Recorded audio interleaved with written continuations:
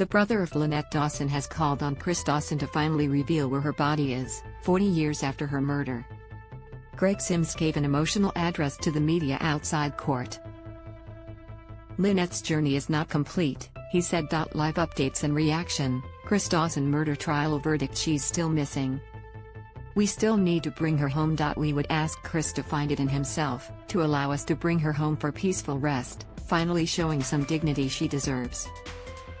Sims thanked the police, prosecutors and the judge. He also paid tribute to their parents and brother, who died before the verdict could be announced. Sims said his sister had been vindicated after her husband had told her family she had abandoned her children.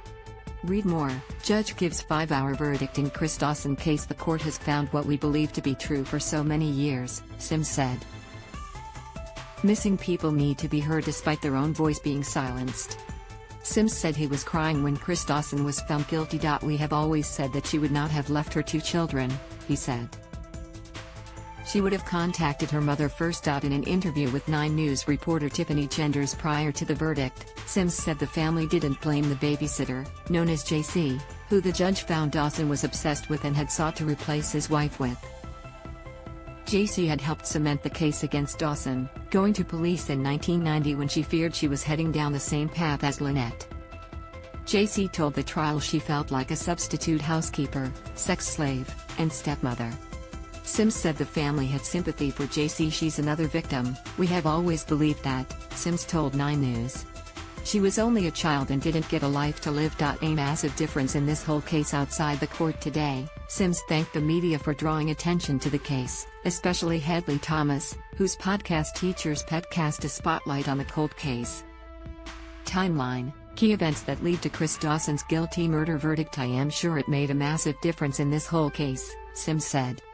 And to the media in general, we have been very fortunate that the media has been very supportive to keep Lynette's name out there for all of these years. Thomas thanked the family for their support outside the court. They have been so staunch and treated me like a member of the family, he said. I would not have been able to carry on without that kind of backing. He thanked the prosecutors and detectives from the Unsolved Homicide Squad for their work.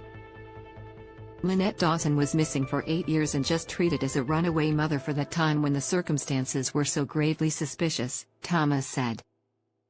It would not happen today. Chris Dawson was immediately taken into custody after being found guilty of murder this afternoon.